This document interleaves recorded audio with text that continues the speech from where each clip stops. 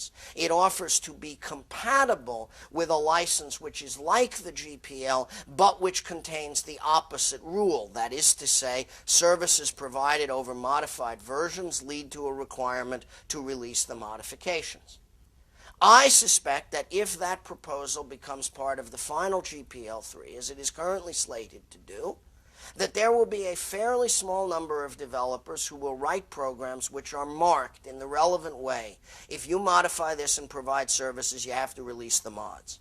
I think those programs will get very small commercial use, because commercial users will by and large not like that rule and avoid software published under it, and so we will in effect wind up with a certain amount of remote service provision software under that rule with very little technical uptake in commercial life. That would not result in much additional rights for users, because most of the software users will be interacting with from day to day won't be covered by those rules. That doesn't seem to me an outcome that is bad in itself, but it also doesn't seem to me an outcome that it's very important to shed blood for.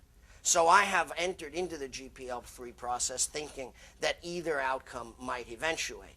Linus Torvalds, if I might just say so for a moment, says this is a very bad idea and it shouldn't be done, and it's part of the reason he doesn't like the license.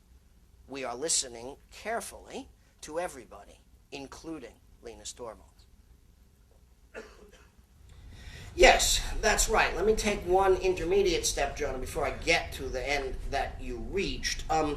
As you may have noticed, Internet Explorer 7 solves the phishing problem. No more phishing. Every time you type a URL into the location bar of the browser, it sends it to a Microsoft server and says, "Is this phishing?" And you've got to admit that this is a new solution to that problem, right? I hadn't thought of it before.